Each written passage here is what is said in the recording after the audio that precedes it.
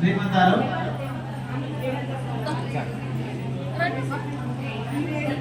పది మంది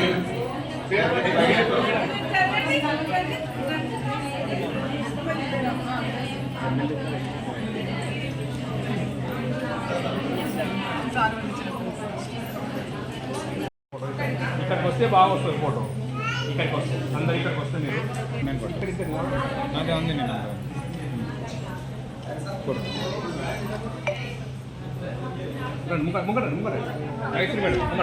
అది కూడా టీహెచ్ఆర్ టేక్ హోమ్ రేషన్ కింద వాళ్ళ తల్లులకు ఇవ్వడం జరుగుతుంది.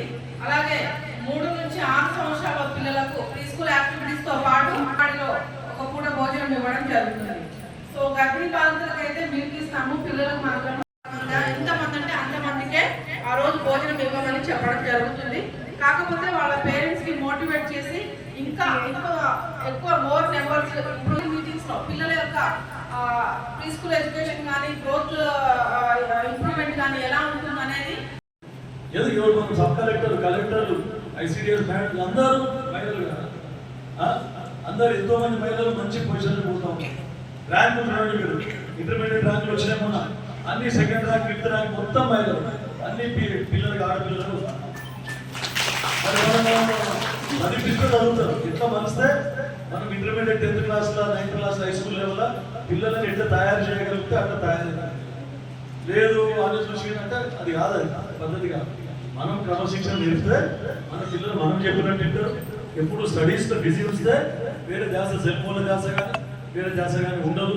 కాబట్టి ఇది మీ చేతిలో ఉంటుంది. కౌన్సిలింగ్ ఇచ్చేది మీ బాధ్యత గ్రౌండ్ లెవెల్ ఉంటుంది. కాబట్టి అది మీకు అందరూ చెప్తుంది.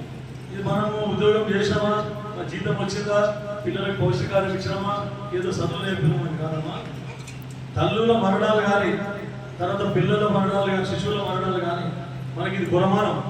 మనము సొసైటీలో మన దేశం కానీ మన రాష్ట్రం కానీ నిజంగా అభివృద్ధి చెందుతున్నదా అని అంటే తల్లి మరణాలు, ప్రెగ్నెన్సీలు కానీ, దీంట్లో కానీ ఇతరత్ర కారణాలు అనీమియాలు కానీ దాంట్లో కానీ తగ్గించాలి.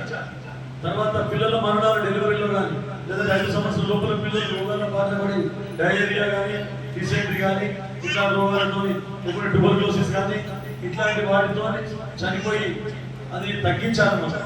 కాబట్టి మీకు అందరికీ చెప్పేది ఇవన్నీ ఎప్పుడు తగ్గుతాయంటే ఇవన్నీ మనం కొంచెం కష్టపడితే దేశం గురించి ఆలోచించాలి, రాష్ట్రం గురించి, మన సమాజం గురించి, మన ఊరు గురించి ఆలోచించాలి. ఊరు మంచిగా ఆరోగ్యంగా ఉన్నది.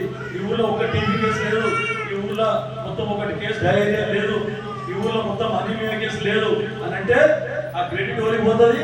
అంగన్వాడీ టీచర్కి పోతుంది. మీకు అదే ఈ ఊరు చాలా డీసెంట్ ఉన్నది, గ్రామం పరిశుభ్రంగా ఉన్నది, తాగే నీళ్ళకి పొంద లేదు, రోడ్లు మంచిగా ఉన్నాయి, డ్రైనేజ్ మంచిగా ఉన్నాయి అంటే పంచాయత్ సెక్రటరీకి ఆ ఊరు సర్పంచ్ క్రెడిట్ ఉంది.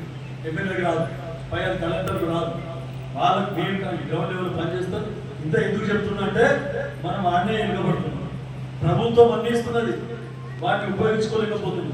మనం ఇంకా మీరు 1 గంట కష్టపడి ఇంకొక గంట 2 గంటలు ఎక్కువ కష్టపడండి అంతే. మీకు కోరుకున్నది కదా ఒకటే, ఇది మాది, వీళ్ళ పిల్లలు మా పిల్లలు అని చెప్పేసి మీరు దాంతో మీరు పనిచేస్తే ఖచ్చితంగా మన గ్రామం కానీ తర్వాత మన నియోజకవర్గం కానీ జిల్లా కానీ రాష్ట్రం కానీ ముందుకు పోతుందని చెప్పి చెప్తా ఉన్నా.